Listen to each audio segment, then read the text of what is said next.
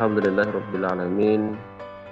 Kita bersyukur kepada Allah di malam hari ini kita bisa melanjutkan agenda Tarhib Ramadan intensif selama 4 pertemuan ini ya. Mudah-mudahan ini tidak menjadi akhir dari pertemuan kita di agenda ini. Insyaallah nanti akan kita siapkan program lanjutannya untuk program Al-Quran, bagaimana kita berinteraksi dengan Al-Quran ini bisa lebih baik dari waktu ke waktu, dari tahun ke tahun, dari Ramadan ke Ramadan berikutnya.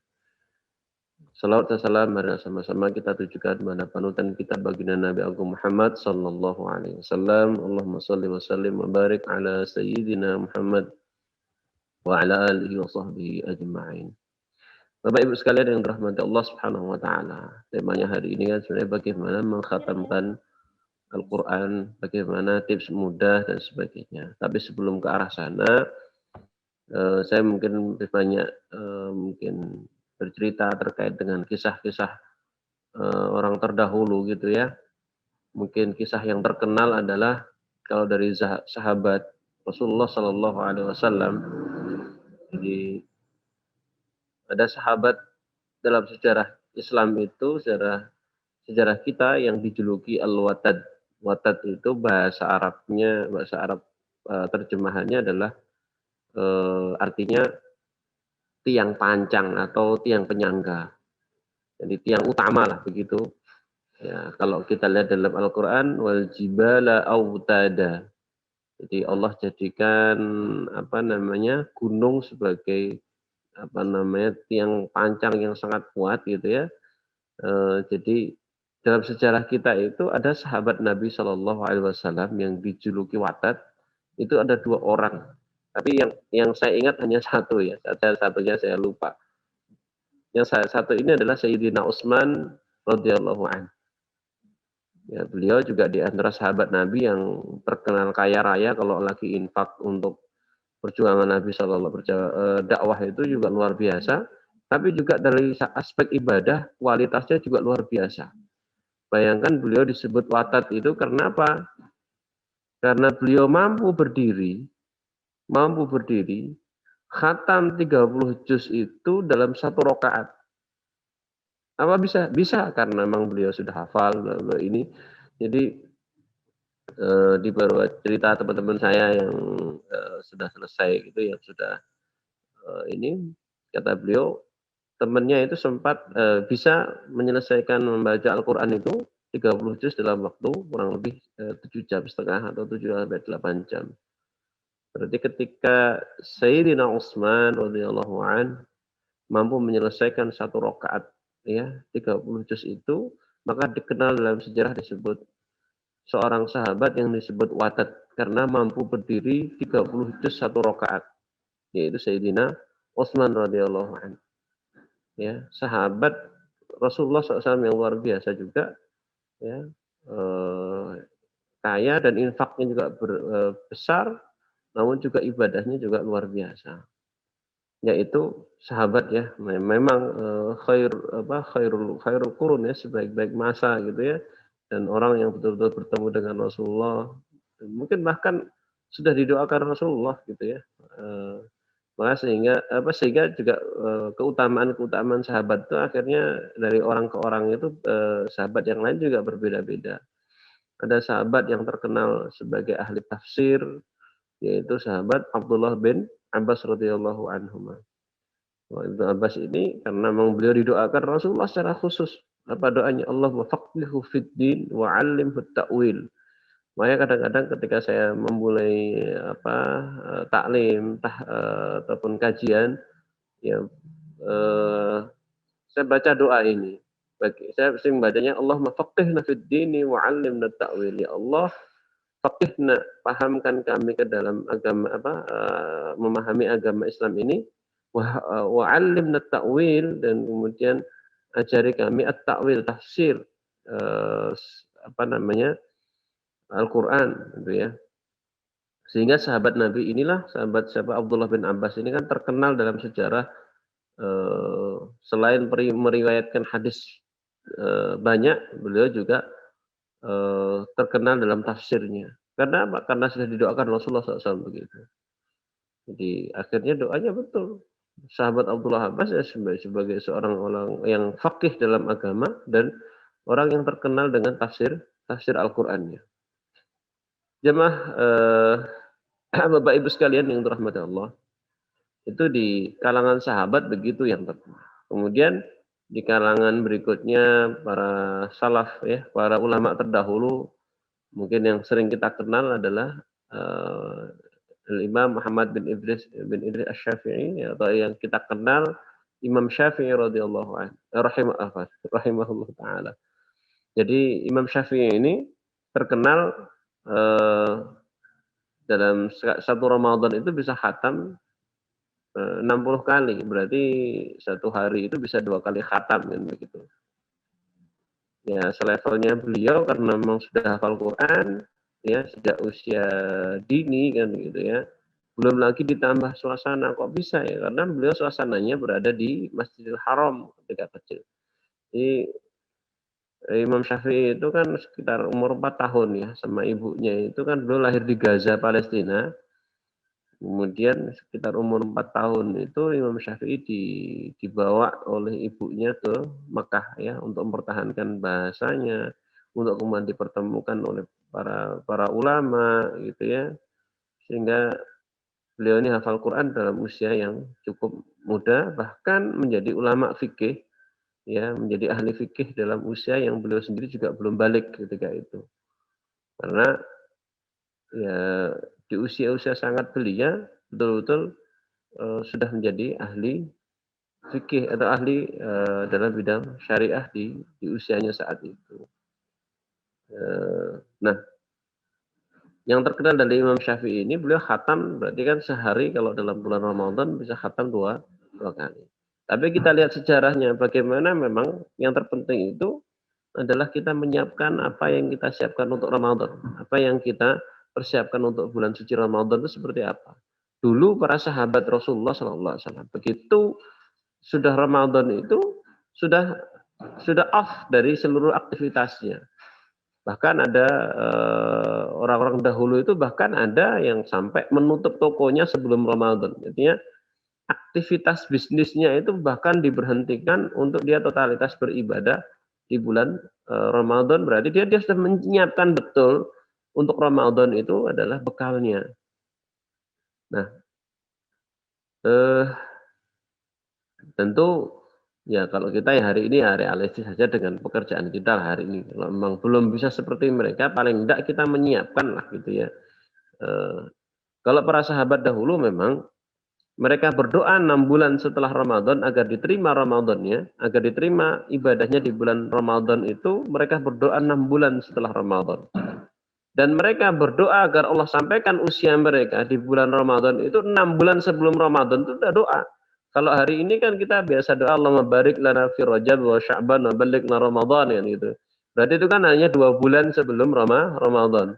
Sedangkan para sahabat dahulu itu 6 bulan 6 bulan sebelum Ramadan sudah berdoa agar apa? Allah kabulkan, Allah sampaikan, Allah berkahi usia mereka, bisnis mereka, usaha mereka, sehingga apa? Mereka Allah sampaikan ke bulan Ramadan. Itu 6 bulan sebelum Ramadan mereka sudah berdoa. Nah, begitu juga mereka berdoa agar Allah menerima ibadahnya di bulan Ramadan itu sampai 6 bulan berikutnya. Jadi kalau kita hitung 6 bulan, berarti mereka berdoa agar Allah terima ya. Biasanya kalau kita doanya kan taqabbalallahu minna wa minkum gitu ya. Semoga Allah menerima ibadah kita ya kalau kita mengucapkan doa ketika Syawal itu kan. Jadi kalau itu kita kita biasanya baca itu kan mungkin Syawal selesai atau Idul Fitri selesai udah nggak dibaca lagi kan gitu. Kalau para sahabat dulu berdoa agar Allah terima ibadahnya itu 6 bulan setelah Ramadan. Jadi saya ya mereka berdoa. Jadi dari bulan Syawal, Dzulqa'dah, Dzulhijjah, eh, Muharram, Safar, Rabiul Awal. Sampai Rabiul Awal mereka berdoa. Kemudian dari Rabiul Awal itu mereka berdoa lagi agar Allah sampaikan di bulan Ramadan. Itu para sahabat itu dulu seperti itu. Makanya kenapa ketika Ramadan itu betul-betul mereka maksimal. Betul-betul terkenal sejarahnya seperti ini, seperti itu. Ya. Karena apa? Persiapan dari doanya. persiapan spiritualnya itu ternyata kuat, bahkan dengan waktu yang cukup lama. Berdoanya itu, "Ya Allah, Allahumma ballighna Ramadan." Ya Allah, sampaikan kami ke bulan Ramadan itu, ya 6 bulan sebelum Ramadan. Ya. Jadi, ini yang mungkin tidak banyak kita ketahui. Makanya kalau sudah tahu begini, tahun depan ya, begitu sudah masuk bulan, Rabiul Tsani itu orang Jawa ada bakdo mulut gitu kan. Nasi mulut itu kan, Rabiul Awal ya, kelahiran Nabi itu kan Rabiul Awal. Nah, bakdo mulut itu berdoalah gitu, "Ya Allah, Allahumma ballighna Ramadan." Ya Allah, sampaikan kami ke bulan Ramadan. Sehingga betul-betul persiapan kita untuk Ramadan itu sejak, Rabiul Tsani, ya sejak bakdo mulut itu sudah persiapan kan begitu. Nah, doanya itu sudah disiapkan dari itu dan kita menyiapkan bekal itu dengan baik. Bekal itu ya ada bekal ilmu, ada bekal, spiritualnya juga dengan doanya tadi, ya, dengan perbanyak istighfar ya. Kemudian juga mempersiapkan fisiknya, kalau masih sakit-sakit ya segera berobat biar Ramadan itu tetap kondisi sehat, ya.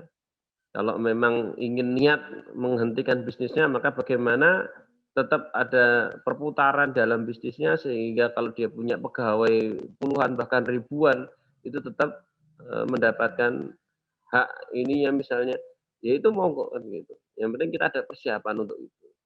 Jadi Bapak Ibu sekalian yang dirahmati Allah, ini pentingnya kita untuk senantiasa menyiapkan diri untuk bulan Ramadan. Makanya di antara persiapan itu adalah persiapan ilmu. Nah, di antara ilmu kalau kita sudah, tahu bahwasanya di antara keutamaan-keutamaan, amalan-amalan yang utama dalam bulan Ramadan itu adalah membaca Al-Qur'an, maka juga kita siapkan Al-Qur'an kita. Kita perbaiki bacaan atau kualitas bacaan kita, ya. Kita siapkan. Agar apa? Lelah kita membaca Al-Qur'an itu dengan membaca Al-Qur'an yang benar pertama.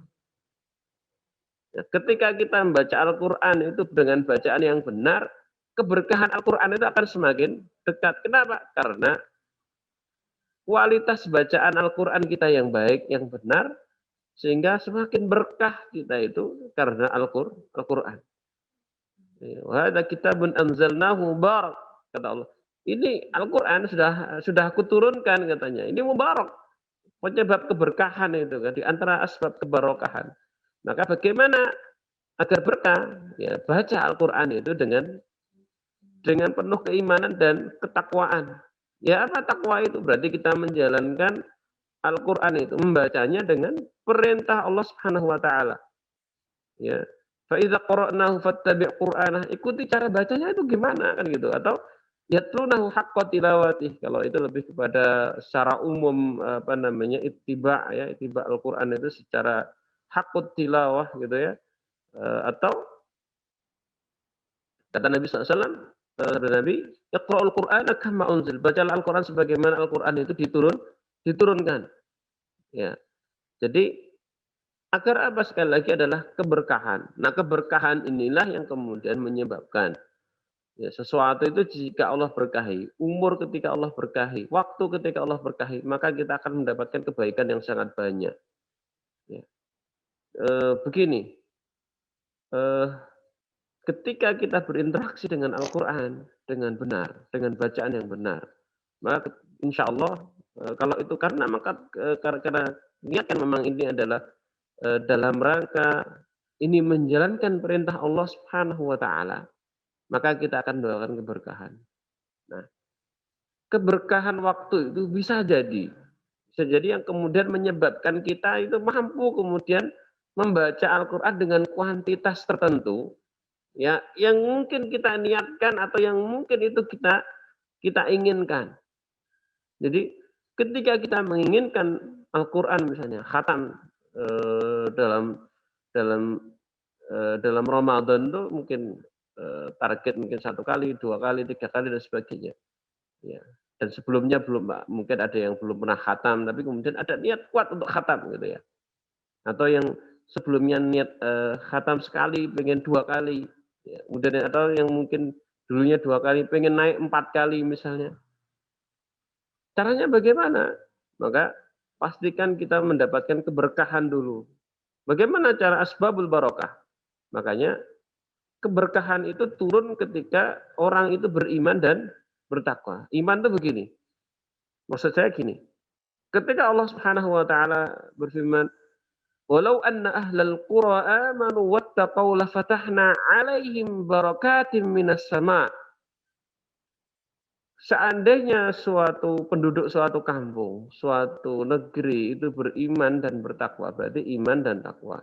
La fatahna, pasti Allah itu akan membuka pintu keberkahan dari langit. Artinya apa? Sebab kita diberikan keberkahan itu karena iman. Nah, kalau terkait dengan Al-Qur'an, ya kita mengimani Al-Qur'an ini adalah kalamullah, ini adalah apa namanya? Membacanya adalah ibadah dan sebagainya. Ketakwaan dalam maksudnya berinteraksi dengan Al-Qur'an adalah kita membacanya dengan bacaan yang benar dulu. Bagaimana? Ya kita upayakan dulu. Ya, maka kata ulama, kita harus ada upaya. Makanya wal akhdhu bit tajwid hatmun lazimu. Kalau dalam matan Al-Jazari itu kan disebutkan Imam Al-Jazari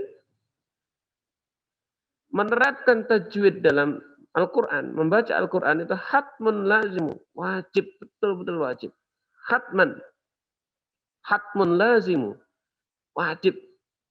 Makanya beliau menyebutkan wa man lam yusahhil Quran fahuwa athimu. Orang yang ketika membaca Al-Quran tidak ada upaya untuk membenarkan dalam membacanya, berarti kan dia ada proses belajar Al-Quran. Dan kemudian berusaha yusahih itu ada upaya dia untuk bagaimana bacaanku ini benar. Ya, mungkin ikut program tahsin, dan dari program tahsin itu dia berusaha menerapkan dalam bacaannya.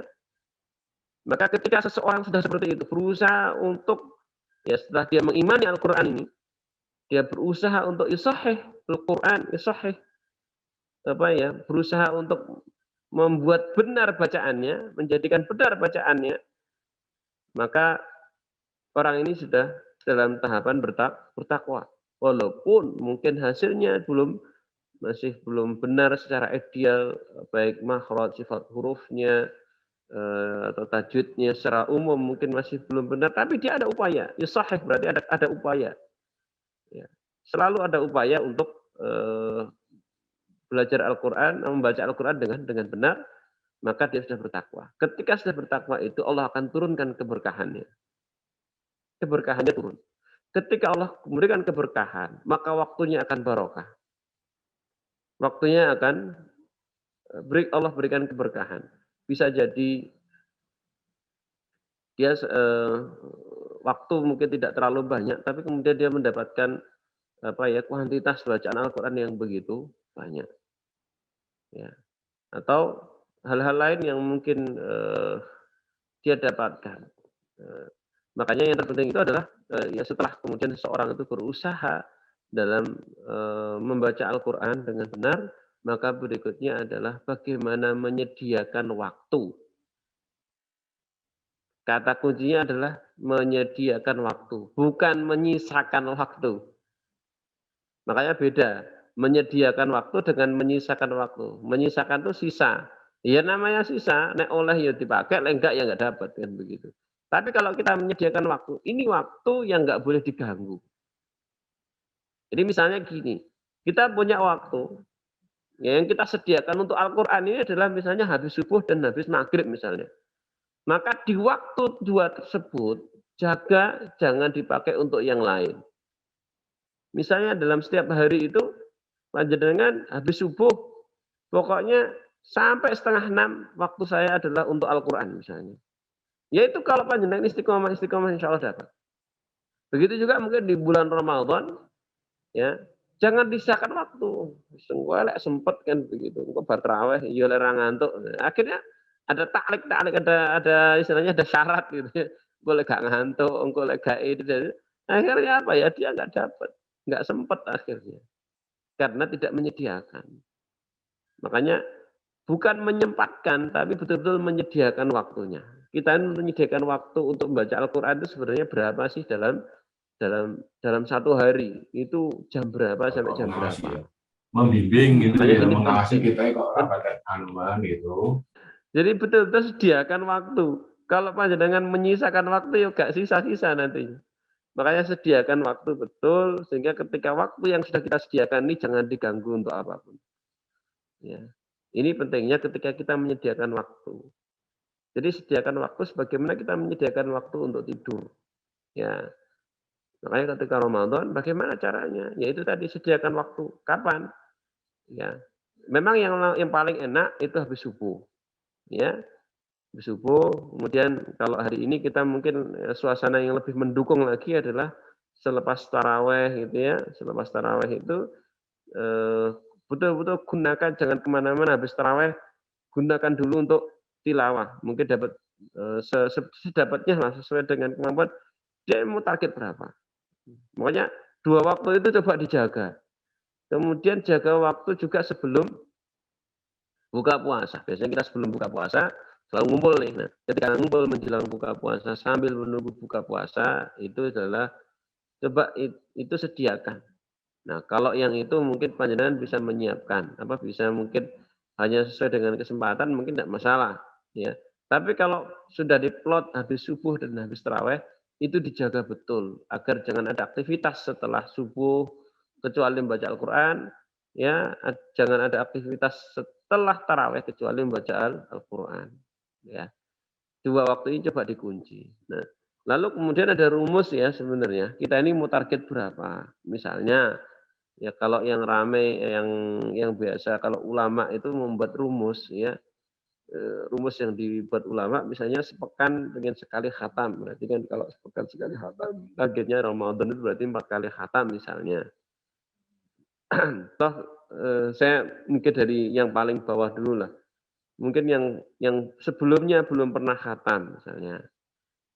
Jadi sediakan waktu habis subuh itu membaca 5 halaman atau 5 lembar, ya. 5 lembar, kemudian nanti yang setelah tarawih itu juga 5 lembar. Ya. Jadi kalau lembaran setiap Al-Qur'an itu kan ada 1 juz ya, setiap juz itu adalah 10 lembar, ya. Maka 10 lembar ini dibagi saja. Waktu wajib itu adalah setelah subuh dan setelah taraweh misalnya yang panjenengan kunci itu waktu yang panjenengan sediakan, bukan sempatkan, sediakan betul. Ya. Itu dikunci. Ya. Nah, sebisa mungkin kasih spare tambahan. Jadi gini, ketika dalam kondisi kosong, itu lebihkan dulu, dilebihkan.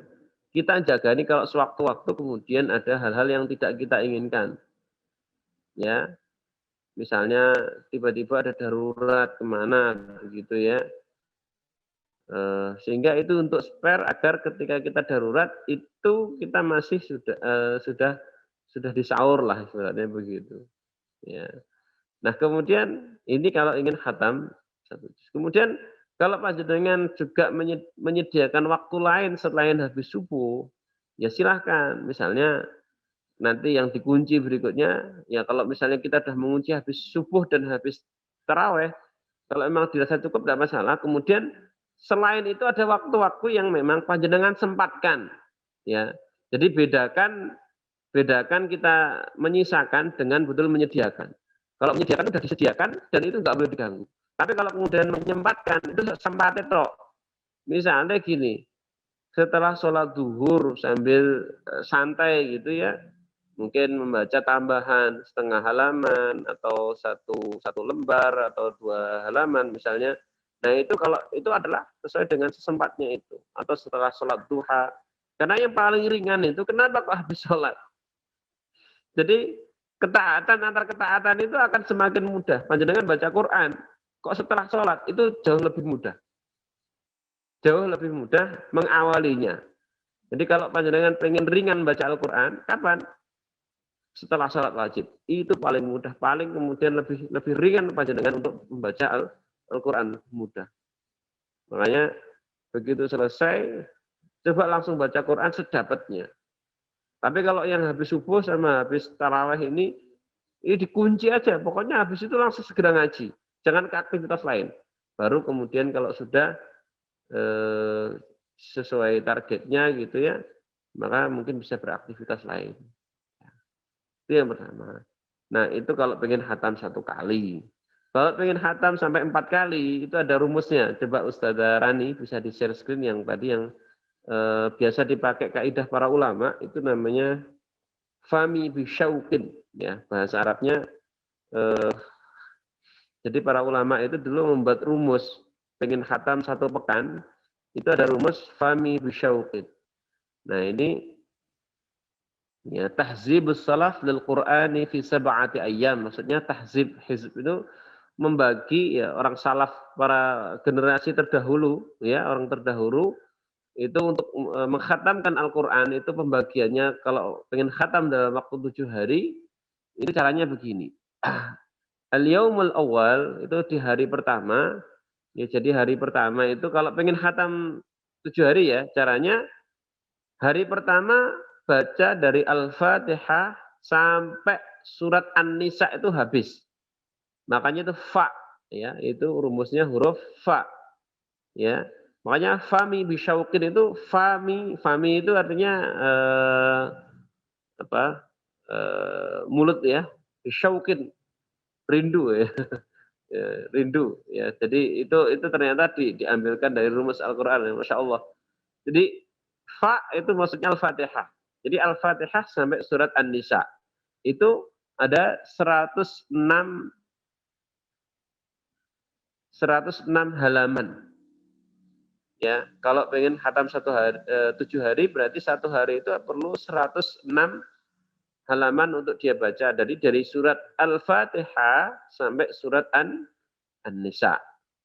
An-Nisa di juz 5 ya. An-Nisa, kemudian memulai berikutnya di surat Al-Maidah. Ya, di hari yang kedua, makanya mim ya, fa, mim. Nah, sekarang mim jadi dari surat Al-Maidah sampai surat At-Taubah habis. Surat At-Taubah itu di juz 10 ya, di juz 10 di halaman yang ke-6 ya. 1 2 3 4 5. Ya. Jadi di halaman yang kita baca dia yang ke-6 ya, di surat di juz 10, bara'atun minallah itu loh, yang tidak dibaca, yang enggak ada bismillahnya. Jadi di surat Al-Maidah sampai surat At-Taubah habis.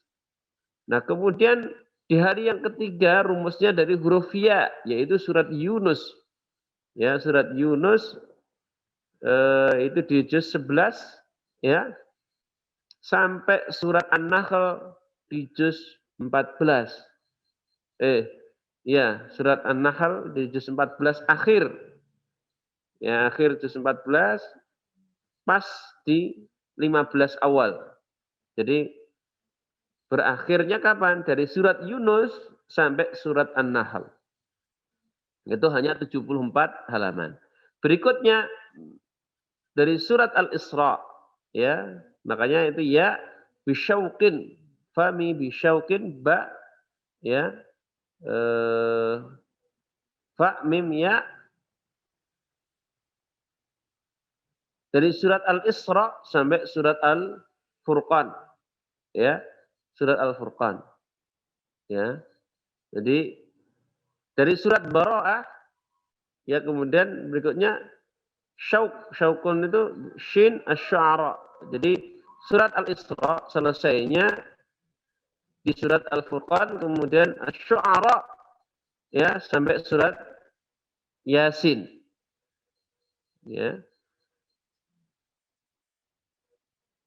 Kemudian di hari yang ke-5 itu adalah surat Asy-Syu'ara, sampai surat Yasin. Di hari yang ke-6 dari surat As-Saffat sampai surat Al-Hujurat. Ya. Dan di hari yang ke-7 dari surat Qaf sampai surat Qaf. Maksudnya dari surat Qaf ya sampai surat An-Nas, qul a'udzu birabbin nas. Maka selesai dalam waktu 7 hari itu khatam Al-Qur'an. Nah, ini kalau kita mengacu kepada ya dahulu bagaimana para salafus saleh itu mengkhatamkan Al-Qur'an. Jadi Bapak Ibu sekalian, saya kira demikian insyaallah ya. Adapun adapun kita ya, ya semampu kita membaca Al-Qur'an itu yang terpenting kita ada mujahadah. Ada ada upaya. Ketika ada upaya, yakin nanti Allah akan memberikan petunjuk. Sudah itu aja. Sebenarnya sederhana.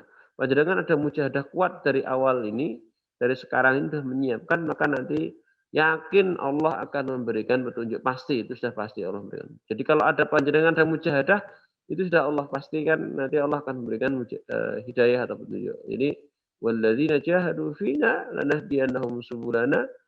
Mujahadah itu akan menyebabkan seorang mendapatkan hidayah atau petunjuk. Saya kira demikian. Bisa pertanyaan dulu, Ustaz? Monggo, silakan. Ada yang bertanya, boleh langsung Ya, menyalakan speaker atau bisa menuliskan di kolom chat. Saya boleh bertanya, Ustaz? Ya. Jadi biasanya permasalahan di dalam bulan Ramadan itu kita sudah menyiapkan target, misalkan sebulan berapa kali khatam. Nah, terkadang karena kesibukan orang di tengah-tengah itu ada kendala, misalkan turun down kayak gitu, terus akhirnya targetan tidak bisa terselesaikan. Nah, itu tipsnya bagaimana untuk membangun motivasinya lagi? Ya. Pertama begini, berarti untuk cara menguatkan motivasi itu secara spiritual caranya adalah perbanyak istighfar. Ya, wa astaghfirullah dalam Al-Qur'an itu dalam surat Hud ya, dalam surat Hud itu disebutkan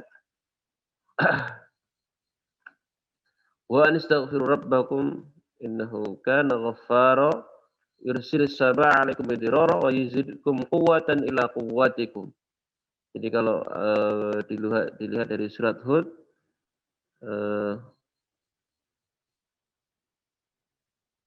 dalam surat Hud ayat 52 disebutkan wa ya qaumi astaghfiru rabbakum tsumma tubu ilaihi yursilis samaa 'alaikum midrara wa yazidkum quwwatan ila quwwatikum wa la tatawallaw mujrimin. Wahai kaumku, beristighfarlah kepada Tuhan kalian, pada Allah ya. Summa tubu ilaih, taubatlah. Jadi istighfar dan taubat, maka apa? Allah akan mengirimkan yursilis sama alaikum midrara, Allah akan mengirimkan hujan yang lebat. Nah, di sini tambahkan lagi, wa yazidukum quwwatan ila quwwatikum. Allah akan menambahkan kekuatan dari kekuatan yang kalian miliki.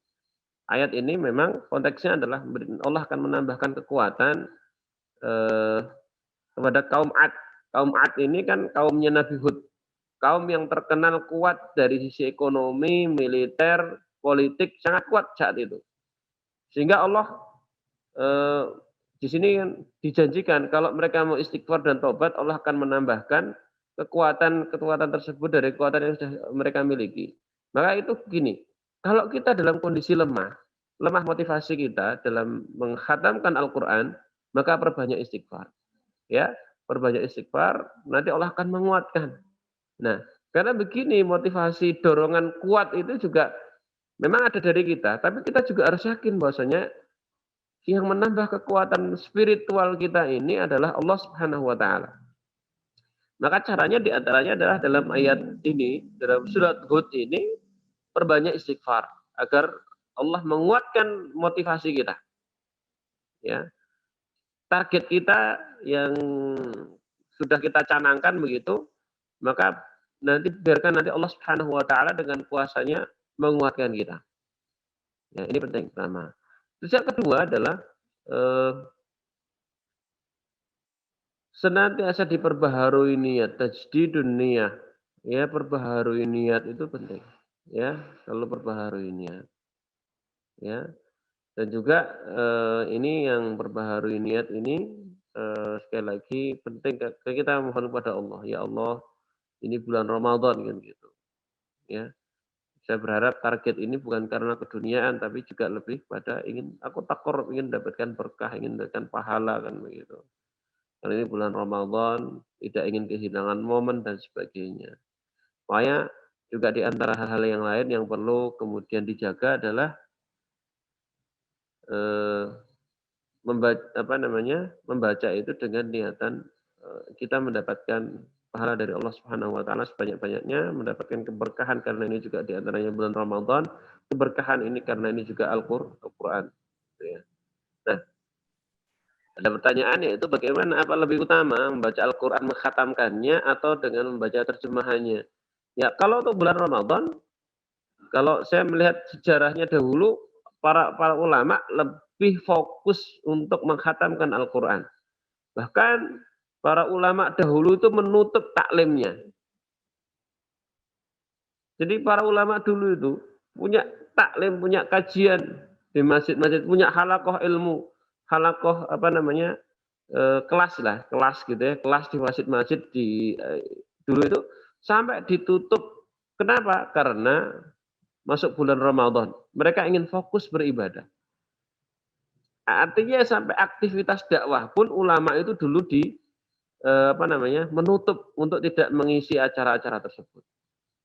Untuk tidak halaqah ilmunya itu ditutup semuanya, diliburkan untuk fokus beribadah.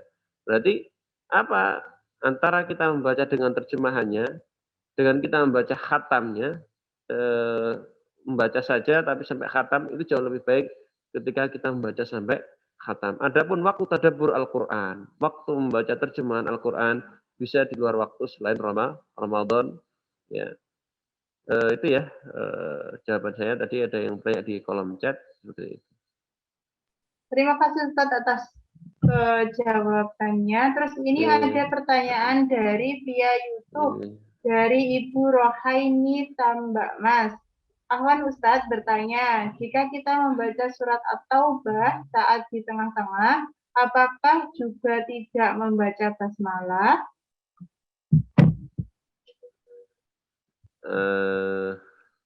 Ya, ini kekhususan dalam surat Taubah ya. Jadi Taubah itu ya tidak dibaca basmalahnya sebenarnya. Kalau membaca di tengah, nah ini saya tidak tahu jawabannya seperti apa. Tapi yang jelas surat Taubah itu tidak diawali dengan Bismillah ya. Memang di antara pendapat para ulama itu kan memperbolehkan juga ya kita membaca itu dengan ta'awud dan bismillah. Ya, karena ini bab-bab sunnah, bab-bab keutamaan dan sebagainya. Kalau untuk awal at-taubah ya otomatis jangan dibaca bismillahnya. Kalau nanti sudah di pertengahan saya kira kalau larangan itu saya juga nggak mau karena tidak ada saya tidak atau mungkin belum, kalaupun ada mungkin saya juga belum tahu, tapi yang jelas saya juga belum banyak kalau bagaimana kalau membacanya dengan bismillah di tengah-tengah surat At-Taubah, saya tidak bisa menjawab, dah gitu aja ya. Karena yang saya tahu hanya awalnya saja. Awalnya ini memang tidak ada bismillah di awalnya. Adapun sampai membaca ta'awudz ya. Ta'awudz itu juga sunnah sebenarnya. Kalaupun seorang tidak baca ta'awudz dalam baca Al-Qur'an pun juga sebenarnya tidak masalah. Karena itu adalah sunnah.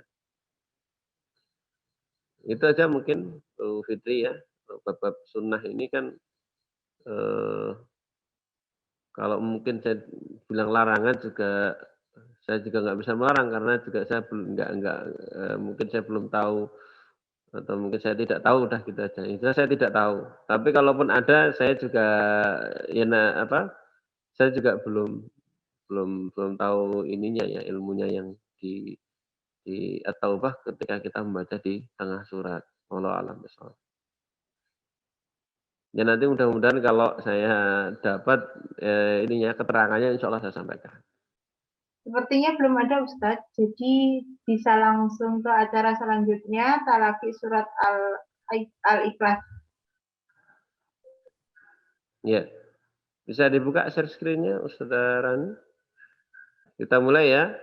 A'udzu billahi minasy syaithanir rajim. Bismillahirrahmanirrahim. Bismillahirrahmanirrahim. Ya, perhatikan ini kan Al-Qur'an ini tajwid berwarna ya, ada warnanya. Jadi mudah nanti kalau mau cari Quran yang seperti ini nanti di Al-Aufi ada Qurannya. Ini sebenarnya mudah untuk kita belajar tajwid ya. Warna-warna biru itu sebenarnya adalah tujuannya tertulis tapi tidak dibaca sebenarnya begitu. Qul huwallahu ahad. Mari. Qul Allahu ahad. Wow itu jangan huwa ya, huwa. Qul huwallahu ahad. Mari. Qul huwallahu ahad. Nah, di Quran yang di sini ada huruf nun. Ya, ke sini. Ya, ada huruf nun kecil. Ada huruf nun kecil setelah huruf dal, ya.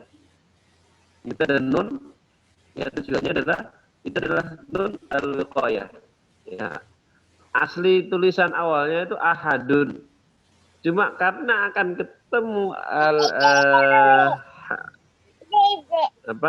huruf alif di sini Allah itu, maka cara membacanya ketika disambungkan surat Al-Ikhlas ayat 1 dan 2 membacanya adalah Qul huwallahu ahadunillahus samad. Itu cara membacanya begitu. Kalau kita ingin menyambungkan surat ayat pertama surat Al-Ikhlas dengan ayat yang kedua. Tapi kalau kita berhenti ya berhenti di huruf dal dengan kita qalqalahkan. Qul huwallahu ahad. Nah, coba kita baca langsung sampai 2 ayat. Qul huwallahu ahadunillahus samad. 1, 2, 3.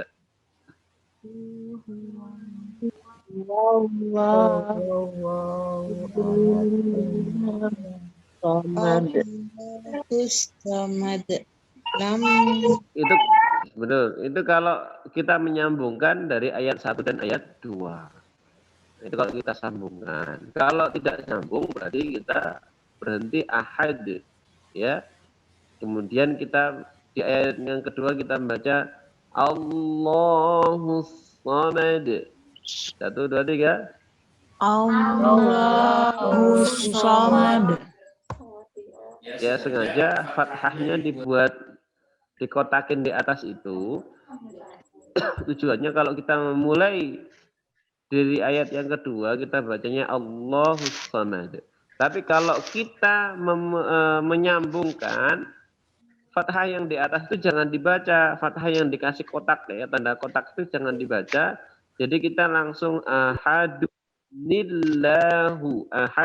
nillahus samad. Itu kalau kita sambungkan ya.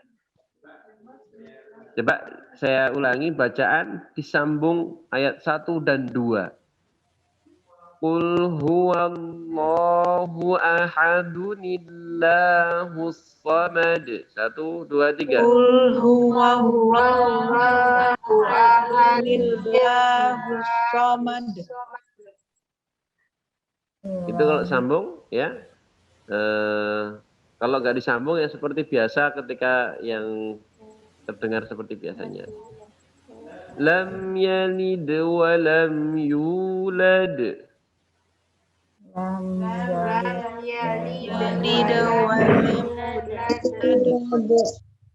Jadi kalau di mushaf Rasul Utsmani yang kita gunakan ini yang berwarna ini ada tandanya ya. Kalau qalqalah itu biasanya dikasih warna begitu ya, tapi ya tidak semua warna merah itu qalqalah, tapi ada penandaan agar kita hati-hati di huruf-huruf yang dikasih warna merah.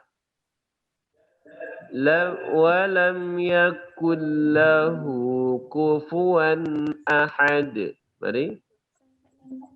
Walam yakul lahu kufuwan ahad. Jadi huruf nun ya tadi saya sampaikan di awal kalau di Rasul Utsmani itu huruf nun yang tidak dikasih harokat, yang tidak dikasih sukun, itu kemungkinan dia ikhfa, kemungkinan dia idgham. Kalau di ayat ini dia idgham, ya, makanya dikasih warna. Nah, diwarnai biru itu kenapa?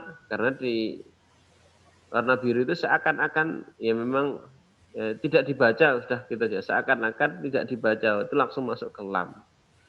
Ya, makanya kalau warna-warna biru, kalau yang pakai tajwid warna ini, kaidahnya adalah warna biru itu tidak dibaca, gitu aja.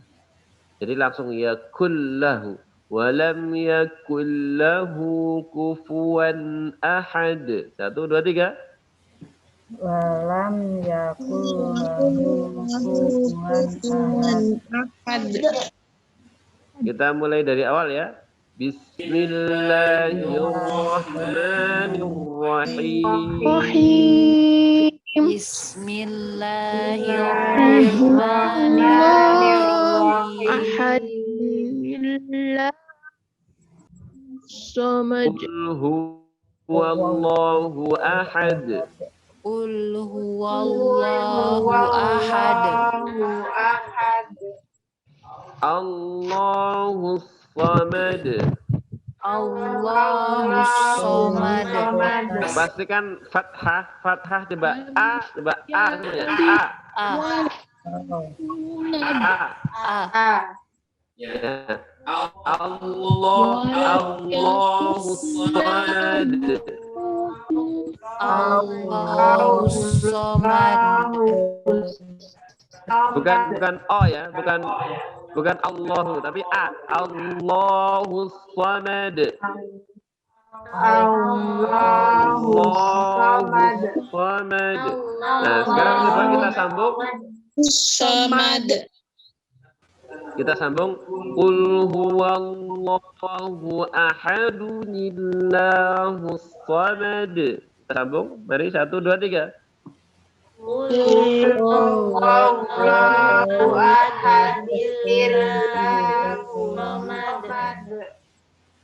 Lam yalid wa lam yulad. Lam yalid wa lam yulad. Perhatikan wawunya. Lam yalid wa lam yulad. Lam yalid wa lam yulad. Wa lam yakul lahu kufuwan ahad. Wa lam yakul lahu kufuwan ahad. Perhatikan lahu setelah haknya lahu yakul lahu ha. Nah, setelah ha itu kayak ada wawu kecil ya. Wawu kecil setelah huruf H. Ya. Itu tujuannya adalah agar dhammahnya di huruf H ini menjadi panjang. Lahu ya, lahu berbeda ketika Allahu yang di atasnya pas itu Allahu itu haknya tidak ada wawu kecil di setelahnya. Itu bacanya pendek, tapi kalau di sini di bawahnya ya kullahu kata lahu itu ada wawu kecil tujuannya untuk memanjangkan huruf yang berharokat dhammah. Ya, wawu kecil. Itu logikanya seperti ketika ada huruf berharokat dhammah setelahnya wawu. Ya, seperti yulad itu yu panjang 2 harokat karena setelahnya ada huruf wawu tanpa harokat. Ini kok nggak ada suaranya katanya. Ada jelas? Mungkin sinyalnya ya. Ini, ada Pak Dara ini dari ya. Mungkin sinyalnya coba. Kalau di sini jelas ini kan kita di sini tes juga ada guru-guru yang cek di sini untuk cek suara insya Allah jelas. Jadi tolong diperhatikan dalam mushaf atau Quran Rasm Utsmani ini ada tanda-tanda. Tidak ada dhammah yang dibalik kayak angka 6 gitu ini. Angkanya kayak angka 9 begitu ya. Ini enggak ada dhammah yang dibuat panjang ke atas, itu tidak ada. Jadi cara memanjangkan dhammah seperti biasa ditambahin wawu kecil. Nah, itu berarti tujuannya untuk harokat panjang 2 harokat. Jadi Walam yakul lahu kufuwan ahad. 1, 2, 3. Walam yakul lahu kufuwan ahad. Baik, mungkin ada yang membacakan ini mau mentalakikan bacaannya, silahkan saya kasih waktu. Ya. Saya kira demikian. Ada kurang lebihnya. Saya mohon maaf. Allahumma ballighna Ramadan, Allahumma ballighna Ramadan, Allahumma sallimna Ramadan. اللهم أعنا على ذكرك وشكرك وحسن عبادتك اللهم اجعلنا وأهلنا من أهل القرآن الذين هم أهلك وخاصتك اللهم إنا عبادك بنو عبادك بنو إمائك نواصينا بيدك ماض فينا حكمك عدل فينا قضاؤك نسألك اللهم بكل اسم هو لك سميت به نفسك أو أنزلته في كتابك أو علمته أحدا من خلقك استأثرت به في علم الغيب عندك أن تجعل القرآن ربيع قلوبنا ونور صدورنا وجلاء أحزاننا وذهاب همومنا وغمومنا وسائقنا ودليلنا إليك برحمتك يا أرحم الراحمين ربنا آتنا في الدنيا حسنة في الآخرة حسنة وقنا عذاب النار وصلى اللهم على سيدنا محمد والحمد لله رب العالمين. Assalamualaikum warahmatullahi wabarakatuh. Saya berikan waktunya kepada host, silahkan. Jazakallah atas ilmunya Ustadz. Masya Allah luar biasa. Dan semoga menjadi motivasi kita untuk memasuki bulan Ramadan yang insya Allah tinggal 3 hari lagi. Alhamdulillah. Dan ini adalah kajian terakhir dari kami Rumah Tafidz Al-Aufi. Dan insya Allah akan ada program selanjutnya. Jadi dan kajian malam hari ini juga kami share di YouTube. Silahkan nanti dibuka YouTube-nya Al-Aufi Rumah Tafidz, bisa di-subscribe. Dan terima kasih yang sudah hadir malam hari ini. Kami mohon maaf. Sampai bertemu lagi di kajian berikutnya. Saya sebagai MC mohon maaf. Mari kita tutup dengan istighfar. Astaghfirullahaladzim, astaghfirullahaladzim, astaghfirullahaladzim. Alhamdulillahirabbil alamin. Asyhadu alla subhanaka Allahumma wa bihamdika asyhadu alla ilaha illa anta astaghfiruka wa atubu ilaik. Terima kasih atas kehadirannya. Terima kasih pada Ustadz. Sekian dari saya. Wassalamualaikum warahmatullahi wabarakatuh. Waalaikumsalam warahmatullahi wabarakatuh.